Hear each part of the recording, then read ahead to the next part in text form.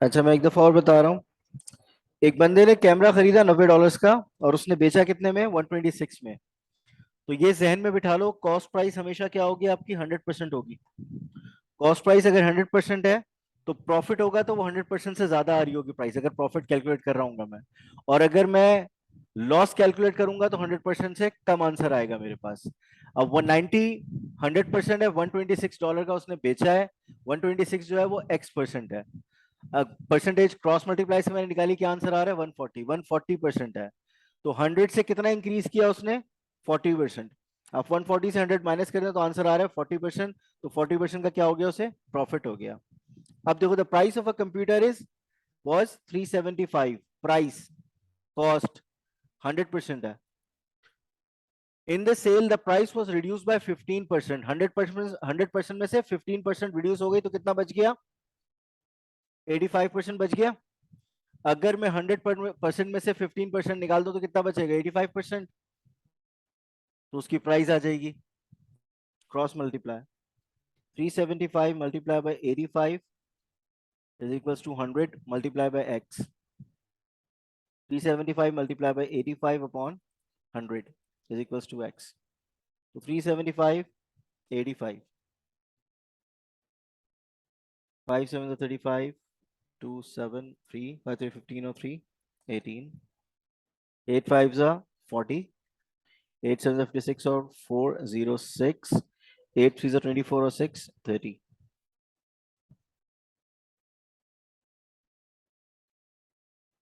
318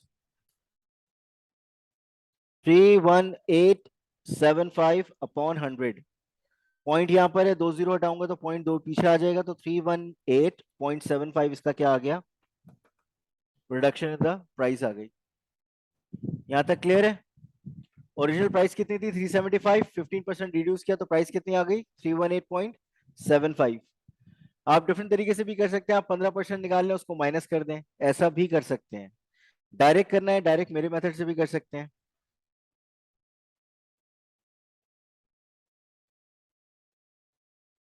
calculate the reduction in the price, sorry my mistake. Reduction in the price, price ये आ गई, reduction मांग रहा है मुझसे वो। तो मैं 375.00318.75 माइनस कर दो उसका, ये आ जाएगा 52। 15 में से 8 गया, बल्कि नहीं 25 आ रहा ना, तो ये 9, ये 10 है। 2 14 में से 8 6, और ये 5, 56.25।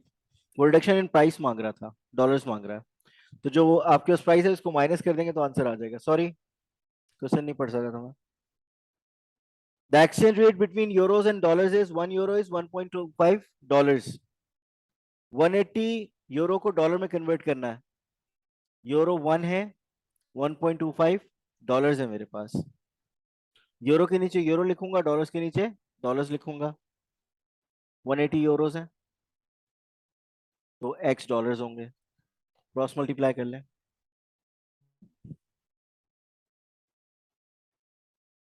1.25, 180 मल्टीप्लाई बाय 125 अपॉन 100 लिख सकता हूँ, जीरो से जीरो कैंसिल हो गया। 125 multiplied by 18, 8 5 is 0, 4 8 2 is 16 or 4 0, 2 8 1 0 2, 10, 5 2 1, 0 5 2 2, 2 2 5 0 divided by 10, 0 से 0 कैंसिल हो गया, 2 2 5। आंसर ये आ रहा है पीछे बेटा? आंसर कंफर्म कीजिएगा मुझे। बुक लाई हो तुम? बुक लाई हो? बुक लाई हो? आंसर तो यही आना चाहिए। बुक में कर लो तो बेहतर रहेगा, या घर जाए करोगी उसे?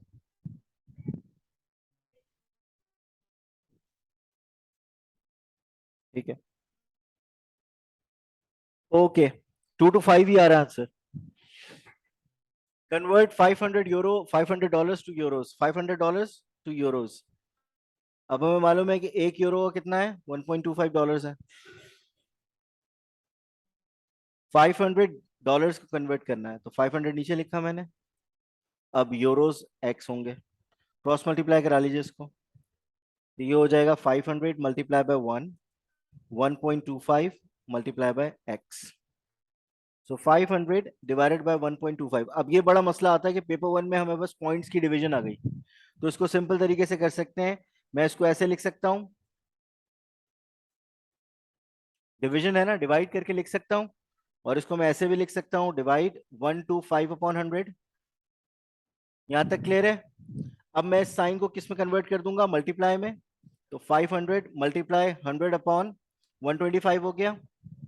अब इसकी कटिंग कर लेंगे 5 टाइम टेबल से, 5 2 से 10, 5 25, 20, 5 जा 4 जा 5 1 जा 5, और 5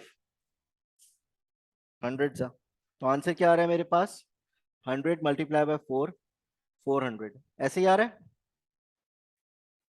पीछे आंसर चेक करके बताइएगा। आंसर इज 400, 400 यूरोज आ गया। ये पेपर वन में इस तरह की टेक्निक अप्लाई करनी पड़ेगी कि आपके पास कैलकुलेटर नहीं होगा। इस तरह की डिविजन्स वो देते हैं। सुकून से ये था तकरीबन कोई 4 मार्कर, अब अंदाजा लगाओ 4 मार्क आप सुकून से उठा सकते हैं, कोई मसले सर वाली ये बात नहीं थी। बोले बेटा। 50,000 कर सकते हैं? 50,000 अगर कर दें, डेसिमल को उस तरफ ले जाएं। जी कर सकते हैं, बिल्कुल कर सकते हैं, वही किया है मैंने। मैंने पहले उसको काट वो क्रॉस वो आउट कर सही है। लिया। आप क्रॉस आउट ना करें उससे पहले आप डायरेक्ट वो कर लें। ठीक है, ये ट्रांसफॉर्मेशन में बाद में कराऊंगा। ये वाला देख लें, इस सवाल को गौर से सॉल्व कीजिएगा। मैं इसमें तीनों फॉर्मूले दोबारा से रिवाइज करा दूंगा पॉलीगॉन्स के। Regular polygons, find the size of interior angle of a regular octagon. Octagon होता है कितना, 8 साइडेड फिगर। अच्छा, मेरे पास एक्सटीरियर एंगल का एक फॉर्मूला होता है। एक्सटीरियर एंगल हमेशा बराबर होता है 360 divide by n. N is a number of sides of any regular pentagon, regular polygon. Exterior angle निकाल सकता हूं मैं, 8 मेरे पास गिवन है साइडेड, यानी 8 साइडेड फिगर है ऑक्टागन। तो एक्सटीरियर एंगल क्या आ जाएगा इसका, 360 डिवाइड बाय 8, आई थिंक 72 आएगा, नहीं 45 आ रहा है, क्या आ रहा है, 8 4 32, 48, हाँ 45 डिग्रीज। अब एक और चीज मुझे मालूम है कि इंटीरियर एंगल जब मैं सम करता हूं एक्सटीरियर एंगल के साथ तो it gives always 180 degrees. Exterior मेरे पास आ गया, मुझे इंटीरियर एंगल का साइज निकालना है।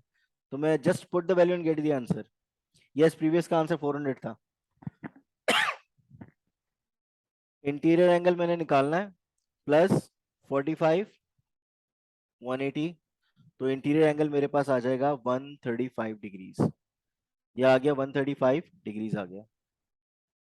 A regular octagon, an equilateral triangle and a regular n-sided polygon fit together at a point। अब एक चीज दी हुई है इन्होंने, अभी ऑक्टागन का हमने इंटीरियर एंगल निकाला है, कितना आ रहा है ये 135। ये कितना आ रहा है 135, और ये हमें रेगुलर या इक्विलेटरल ट्राइंगल बोल रहा है, तो ये एंगल कितना होगा 60, क्योंकि इक्विलेटरल ट्राइंगल के तीनों एंगल क्या होते हैं 60 के होते हैं। अब ये पॉइंट का एंगल आ गया, पॉइंट का एंगल है तो पूरा क्या होगा ये 360। तो मैं इसको इस तरह लिख सकता हूं, a plus 135 plus 60 is equal to 360। तो ये बन जाएगा a प्लस 195 360 सॉरी 195। आंसर बताइए क्या आ रहा है a का, 10 में से 5 गए 5, 15 में से 9 गए 6, और 2 में से 1 गए 165 आ रहा है। अब a मेरे पास कितना आ गया है 165 आ गया। अब ये कोई रेगुलर पॉलीगॉन है, इसका इंटीरियर एंगल 165 है। वो बोल रहा है n side polygon fit together regular octagon, this पूछ क्या रहा है, हाँ ठीक है ओके। ये निकाल लिया 165 इसका रेगुलर, ए मैंने फाइंड कर लिया क्या 165, तो मैं 165 डिग्री यहाँ लिख देता हूँ। Find the value of n. अब मुझे एक्सटीरियर एंगल इंटीरियर एंगल पता चल गया, मुझे क्या निकालना पड़ेगा, साइड निकालने के लिए एक्सटीरियर एंगल चाहिए होगा। मुझे फॉर्मूला पता है, दोनों को सम करूंगा तो मेरे पास 180 आएगा, इंटीरियर 165 डिग्रीज है, exterior angle is equals to 180 so exterior angle मेरे पास बचेगा 180 माइनस 165। आंसर कितना आ रहा है? 15 डिग्रीज। एक्सटीरियर एंगल कितना आ गया मेरे पास? 15 डिग्रीज। फॉर्मूला क्या था मेरे पास? Exterior angle is equals to 360 divide by number of sides. ये 15 है, ये 360 है, अपॉन n है। तो n हो जाएगा मेरे पास 360 डिवाइडेड बाय 15। आंसर क्या आ रहा है जल्दी बताओ। 5 3 जा 5 7 जा 35, 5 2 जा 10, 3 1 जा 3, 3 2 जा 6, 4 जा 12।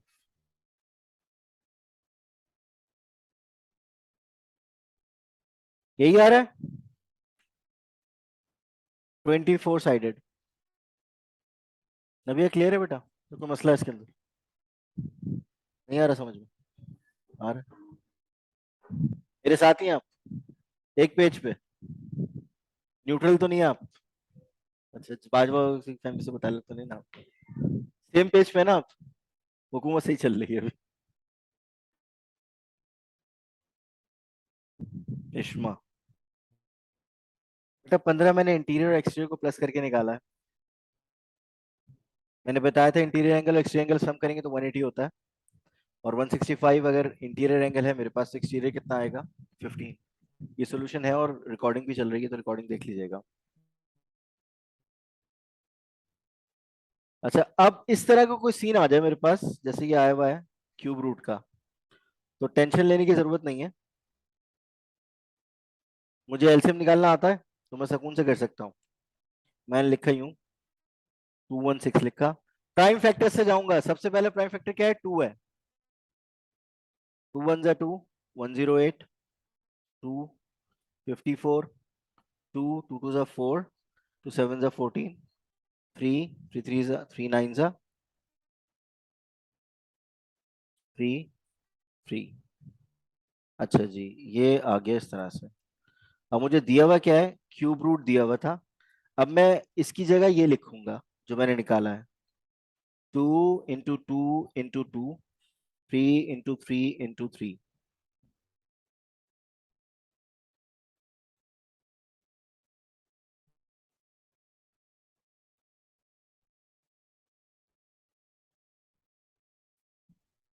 कोई मुझे एक्सप्लेन करेगा कि 216 को मैं डिवाइड कर रहा हूँ 2 से, तो 108 मैंने क्यों लिखा? आप दोनों में से कोई बताएगा मुझे? 216 को मैं डिवाइड करूं 2 से तो आंसर 108 क्यों आया? क्योंकि इसका हाफ है। नबिया बेटा उसका हाफ है वो। मैंने डिवाइड बाय 2 कर दिया, दो हिस्सों में तकसीम किया मैंने 216 को, अगर इस तरह समझ लें आप। तो 216 का हाफ बनेगा 200 का हाफ 100, और 16 का हाफ 8, तो 108। और अगर मैं डिवाइड पे जाऊंगा तो डिवाइड देख लीजिएगा, इस तरह करूंगा 216, 2 1 जा 2, ये आ जाएगा ये। अब 1 उतारूंगा 1, क्योंकि 2 से जा नहीं सकता तो मुझे 0 लगाना पड़ेगा 1 उतारने के लिए, फिर ये 6 यहाँ उतरेगा, तो 2 8 जा 16। ठीक है बेटा?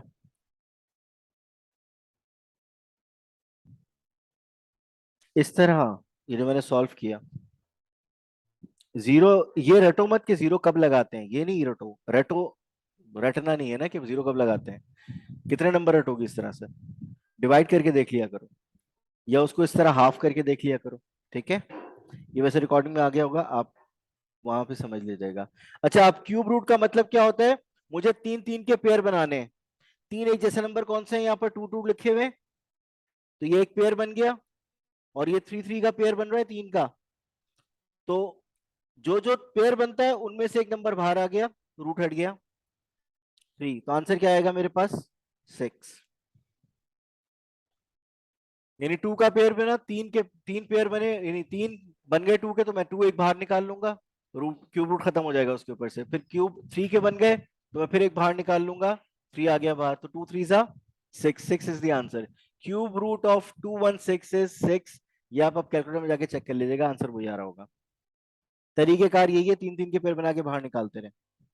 ठीक है? जैसे कि मैं क्यूब रूट ऑफ 8 करता हूँ, क्यूब रूट ऑफ 8 क्या होता है? 2 × 2 × 2, तो आंसर क्या आता है मेरे पास? 2, क्योंकि मैंने पेयर बना लिया 3 का, बाहर आ गया आंसर 2। नहीं, वर्किंग नहीं शो करनी बेटा, ये शो करना है बस। ये वाली चीज शो करनी है, ये शो नहीं करनी, ये वाली शो करनी है। अब आ जाओ 16 का हाफ, 16 की जीरो, 16 की पावर जीरो। अब 16 का हाफ में लिखता हूं, पहले वो वाला सॉल्व करता हूं। किसी भी नंबर की पावर जीरो हो, किसी भी 2 करोड़ हो, 2 2.5 लाख, पता नहीं, मतलब जितना बड़ा नंबर भी आप लिखना चाहें मैथ्स के अंदर, इतना आपको आता हो, उसकी पावर अगर गलती से आप जीरो लगा देंगे तो आंसर क्या हो जाएगा? 1। अब 16 1/2, 16 की पावर हाफ है, तो 4 की पावर 2 16 होता है। मैं इस तरह लिख सकता हूं इसको। अब पावर पे पावर लगी होती है तो क्या होता है, आपस में मल्टीप्लाई हो जाती है। 2 से 2 कैंसिल हो गया, तो 4 की पावर 1 लिखते नहीं है 1, तो 4 - 1 is equal to 3। 3 is the answer. सही है। अब इसको कर लेते हैं, नीचे वाले को और से देखिएगा। ये 2 मार्क का, देखो बच्चों वाली चीज 2 मार्क दे रहा है, वो बच्चों वाली चीज के लिए 3। और से देखिएगा इसको, a multiply by a multiply by b divide by 12 multiply by a multiply by b multiply by b multiply by b multiply by b। ऐसे लिख दिया मैंने खोल के इसको। सही है। अब मैं कैंसिल आउट कर लूंगा चीजें।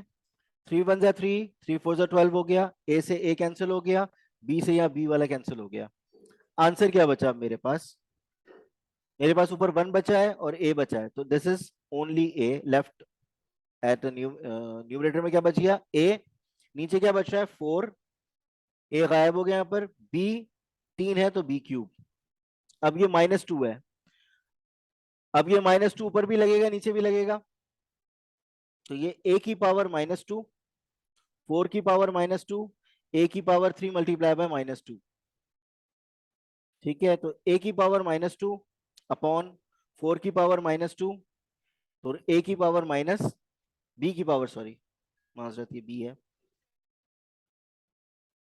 This is b। ठीक है जी। अच्छा, अब पावर आपने माइनस में नहीं देनी है, इसको प्लस करना है। तो प्लस करने के लिए क्या होता है, हम चीजों को रेसिप्रोकेट कर देते हैं, यानी कि इस वाली टर्म को मैं उठा के उधर ले जाऊंगा और इस वाली टर्म को नीचे ले आऊंगा, तो ये क्या हो जाएंगे, पावर्स प्लस हो जाएंगी। जैसे कि 4 की पावर 2, b की पावर 6 और a की पावर 2। ठीक है। अब 4 की पावर 2 क्या होता है? 16 b to the power 6 upon a की पावर 2। आंसर आया 16 b की पावर 6 अपॉन a की पावर 2। यहां तक क्लियर हो गया? इसमें कोई मसला है? कोई मसला है? कोई इशू? सर हमने -2 को मल्टीप्लाई कर दिया ना पावर से। ऑब्वियसली पावर जब बड़ी होती है, पावर्स आपस में मल्टीप्लाई हो जाती है। पावर पे पावर हमेशा मल्टीप्लाई होती है।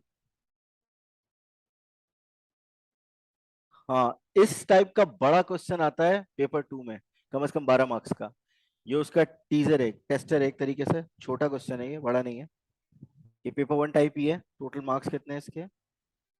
3 मार्कर है। हाँ, 3 मार्कर है। Mira went on a journey from P to Q to R. The first part of a journey PQ took 4 hours to travel 80 kilometers average speed. अब इसको डायग्राम बना के समझ लिया करो। ये P है, ये Q है, ये R है। P से Q ट्रेवल किया उसने, 4 आर लगे और 80 किलोमीटर्स है। एवरेज स्पीड का फॉर्मूला लिख लो कहीं। Total distance upon total time. P से Q की एवरेज स्पीड पूछ रहा है वो, P टू Q। तो टोटल डिस्टेंस कितना है? 80 किलोमीटर। आर कितने? 4। तो 80 डिवाइड बाय 4। इसको मैं अपने तरीके से भी करा देता हूं, ये अभी मैं इस तरीके से कर रहा हूं। 4 जा 4, 4 2 जा 8, 20 किलोमीटर पर आवर की स्पीड, ऐसे ही है। अगर लिखा हुआ यूनिट तो फिर आपको लिखने की जरूरत नहीं है।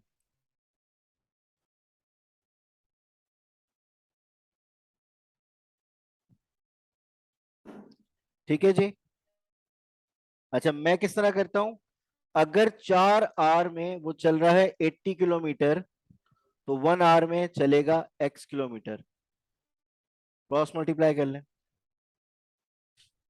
मेरा तरीका वारदात इस तरह होता है, मैं इस तरह करता हूँ। तो 4x is equals to 80, x equals to 80 upon 4, so x would be 20 kilometre per hour. इस तरह कर लें, ऊपर वाले फॉर्मूले से कर लें, बात एक ही है। ठीक है, नीचे आ जाइएगा। In the second part of a journey from Q to R, she traveled 45 kilometers. Her average speed on both parts of the whole journey from P to Q and Q to R is 25 kilometer per hour.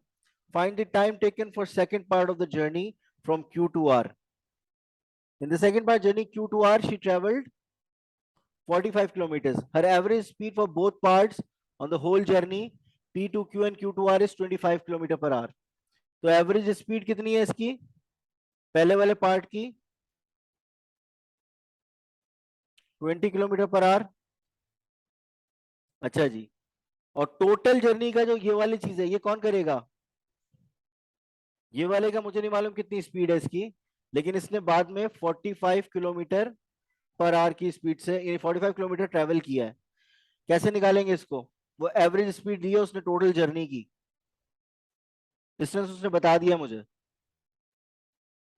हाँ हाँ, पहली part, अच्छा P से, अब देखो गौर से, P से Q, Q से R,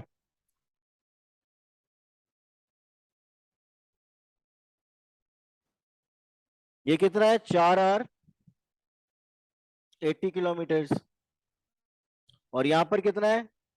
R मुझे नहीं मालूम, लेकिन 45 किलोमीटर है। ऐसा ही है। अगर तो मैं 80 अपॉन 4 एवरेज स्पीड आई और 45 upon x is equals to करता हूं 25 किलोमीटर पर आवर की स्पीड आ रही है। ऐसा ही है, यहां तक क्लियर है? या इसको इस तरीके से भी समझ लो, total distance upon total time कर लेते हैं। चलो ऐसा कर लेते हैं, वो ज्यादा आसान हो जाएगा। टोटल डिस्टेंस कितना आ रहा है? 80 kilometre plus 45 kilometre divided by 4 hour plus x hours. Answer क्या आ रहा है मेरे पास? 25 आ रहा है। ऐसा ही है? ये ज्यादा सही है ना? सही है ये। Total distance upon total time लिख लिया मैंने, क्योंकि टाइम मुझे नहीं मालूम, लेकिन जो एवरेज स्पीड है वो क्या आ रही है? 25 पूरी जर्नी की। तो 80 plus 40 125 upon 4 plus x is equal to 25। Cross multiply कर लें,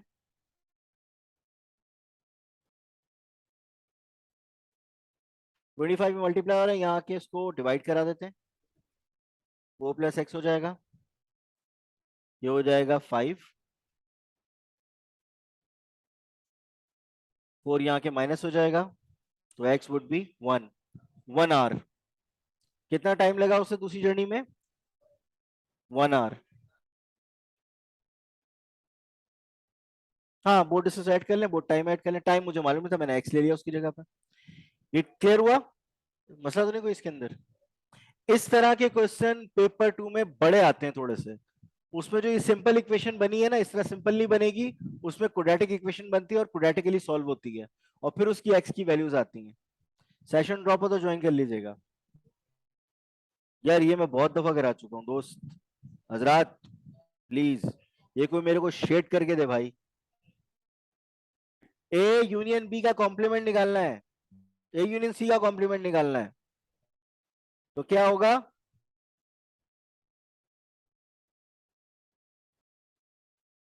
मैं ये ए यूनियन सी का कॉम्प्लीमेंट निकाल रहा हूँ येलो से, ये वाला निकाल रहा हूँ अभी पूरा।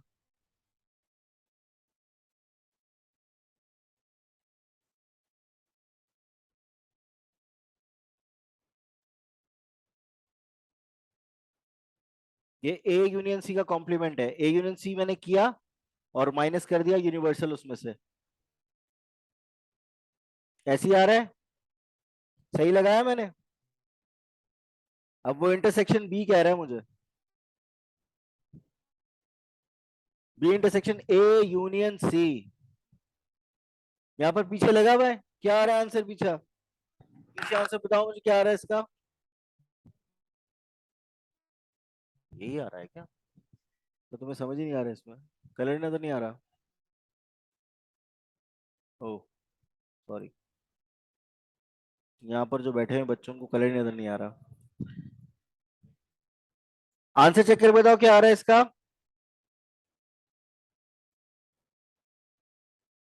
मैंने सही शेड किया है, समझा देता हूँ अभी।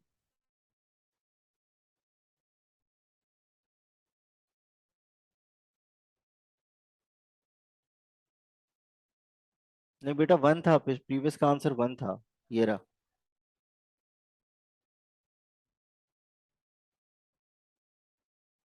अब सर देखो, मैंने प्रीवियस वाले उससे किया है ना मेथड से, तो मेरे पास 9 आ रहा है। यानी वो इसलिए बोल रहा हूँ उसमें से माइनस करना पड़ेगा एक चीज, मैंने इसलिए वो मेथड ही डिस्कार्ड कर दिया था कि उसमें फंस जाएंगे। उसमें डबल वर्किंग पड़ेगी, करनी पड़ेगी, 2 नंबर का क्वेश्चन है, इसमें इतनी वर्किंग नहीं मांगेगा आपसे वो। उस तरह ना आ जाए, वो इक्वेशन भरेंगे फिर साइमल्टेनियस सॉल्व होगी, छोड़ दो उसको। 9 के बाद आंसर 1 आ जाएगा, छोड़ दो उसको, जो मैंने कराया वो तरीका फॉलो कर लो। ठीक है। अच्छा, ए यूनियन सी कॉम्प्लीमेंट तो मैंने पूरा लगा दिया था, उसमें से जो बी का हिस्सा था वो मैंने शेड कर दिया। मैंने ये लगाया था, नजर आ रहा है, हाँ नजर आ रहा है। पहले मैंने ये लगाया था, ये चीज है ये, 1 मिनट।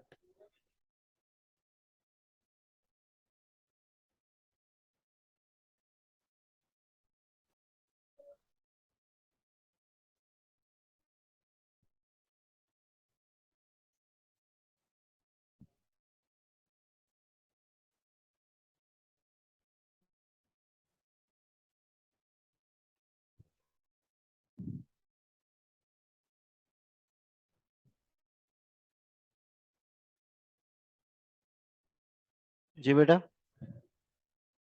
पूछ रही हैं कुछ आप, पूछ रही हैं आप, क्या आता है? थोड़ा थोड़ा, पूरा पूरा भी आ जाएगा, मसला नहीं, बच्चों वाली चीज है। ठीक है जी, यहाँ तक क्लियर हो गया। चलो बाद में समझाएंगे इसको, रुक जाओ। आंसर क्या आएगा इसका, आंसर चेक कर लो। अब ये कोई कर सकता है? पहले तो मैं सेट कर, ये नभी यही समझ लेना बेटा, ये वाला समझ लो, शेडिंग में समझा देता हूँ। यूनिवर्सल सेट क्या है, 10 से लेके 19 तक वर्ड है, एक्स मल्टीपल ऑफ 2। अब इसमें डब्ल्यू वाला सेट जो है, मल्टीपल ऑफ 2 कौन कौन से हैं? 10 है, 12 है, 14 है, 16 है और 18 है। 10 है, 12 है, 14 है, 16 है और 18 है। मल्टीपल ऑफ 3 कौन से हैं? एच है मल्टीपल ऑफ 3, कौन कौन से हैं? मैं डिफरेंट उससे कर लेता हूँ, 1 मिनट, ब्लैक से कर लेते हैं। 12 है, 15 है और 18 है। तो 12 है, 15 है और 18 है, जो 3 से डिवाइड हो सकते हैं। अब वो यूनियन कह रहा है मुझसे, यूनियन मतलब मिला के लिखना सारे एलिमेंट्स को। तो मिला के क्या होगा? अच्छा, ये जो n लिखा होता है ये नंबर ऑफ एलिमेंट्स पूछ रहा होता है, सेट में नंबर नहीं पूछ, ये न्यूमेरिक वैल्यू आंसर देंगे इसका आप। सेट के नंबर्स नहीं लिख देंगे, टोटल नंबर काउंट करके लिख देंगे कितने आ रहे हैं। तो मैं इसका यूनियन लिख रहा हूं, 10 आया, 12 आया, अब मैं काटता जा रहा हूं तो मैं लिखता जा रहा हूं, 14 आया, फिर 15 आया, फिर 16 आया और फिर 18 आया। कितने हो गए? 1 2 3 4 5 6 एलिमेंट्स है। आंसर चेक कर लो, 6 आ रहा है इसका। अब list the members, W H complement. H complement क्या होता है? यानी कि यूनिवर्सल सेट में से अगर मैं एच को माइनस कर दूंगा तो मेरे पास क्या आ जाएगा? एच कॉम्प्लीमेंट आ जाएगा। यूनिवर्सल सेट क्या है मेरे पास? 10 से लेके 19 तक। और एच क्या है मेरे पास? 12 15 और 18। 12 15 18 माइनस कर दो तो क्या बचेगा यहाँ पर? 10 बच रहा है, 11 बच रहा है, 13 बच रहा है, 14 बच रहा है, 16 बच रहा है, 17 बच रहा है और 19 बच रहा है। ठीक है, अब वो कह रहे हैं इंटरसेक्शन। इंटरसेक्शन डब्ल्यू, यानी कि जो इंटरसेक्शन का मतलब होता है कॉमन, यानी कि डब्ल्यू और जो ये सेट मैंने निकाला है एच कॉम्प्लीमेंट का, इसके अंदर कॉमन कौन कौन से हैं? डब्ल्यू क्या था मेरे पास? 10 12 14 16 18। तो इसमें कॉमन कौन कौन से आ रहे हैं? 10 आ रहा है, 1 मिनट यार,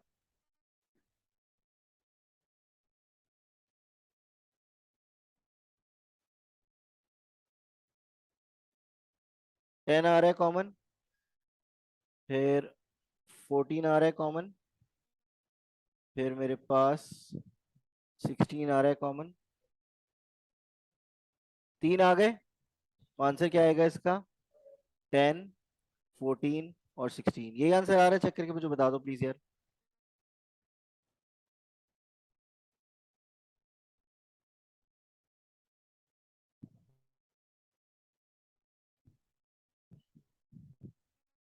बेटा वो बोल रहा है एच कॉम्प्लीमेंट। एच कॉम्प्लीमेंट मतलब एच के अंदर वो वाले एलिमेंट्स लिखने हैं माइनस करके, यूनिवर्सल के माइनस कर दो, यानी एच माइनस कर दो यूनिवर्सल दो। एच क्या था मेरे पास, 12 15 18 था खाली, उसमें से माइनस कर दिया मैंने, तो 10 11 13 14 16 17 19 आया। अब इसका और W का कॉमन लिखना है, तो W में 10 मौजूद था, 10 लिख दिया। W में 14, इसमें भी 14 मौजूद था, कॉमन लिख दिया। 16 उसमें भी था, 16 इसमें भी एक कॉमन लिख दिया, बाकी नहीं थे।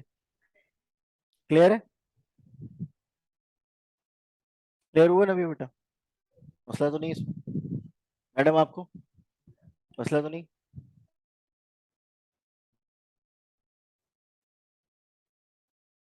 4p²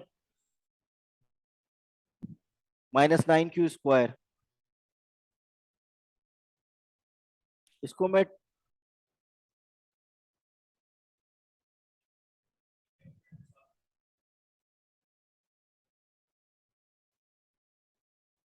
सॉरी यार,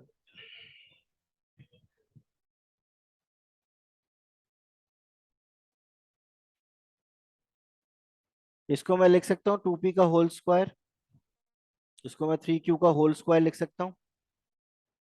अब इसको मैं a तस्वर कर लूँ, इसको मैं b ले लेता हूँ। तो a² माइनस b² का फॉर्मूला अगर मैं लगाता हूँ तो a प्लस बी और a माइनस बी होता है। अब मेरे पास a क्या है 2p और b क्या है 3q, तो मैं इसको ऐसे लिख सकता हूँ 2p माइनस 3q और 2p प्लस 3q। आंसर क्या आ गया मेरे पास, 2p minus 3q, bracket close, 2p plus 3q। ये क्वाड्रेटिक फंक्शन दिया हुआ है, मिडिल टर्म ब्रेकअप। पेपर 1 में आपको कोई क्वाड्रेटिक फंक्शन का क्वेश्चन नहीं देगा, अगर कोई क्वेश्चन इस तरह का आया हुआ है तो वो हमेशा हमेशा मिडिल टर्म ब्रेकअप से सॉल्व होगा, जैसे कि मैं करके दिखा रहा हूँ।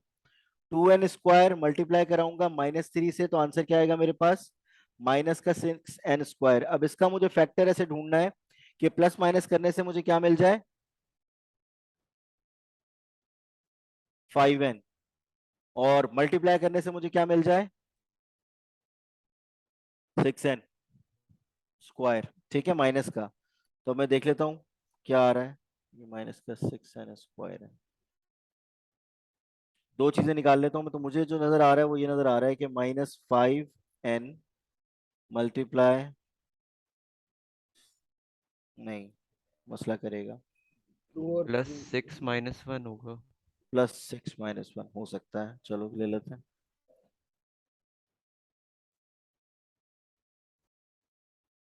ये -6n का स्क्वायर आ रहा है, और अगर मैं +6n - n करूं तो मेरे पास प्लस का 5n आ रहा है।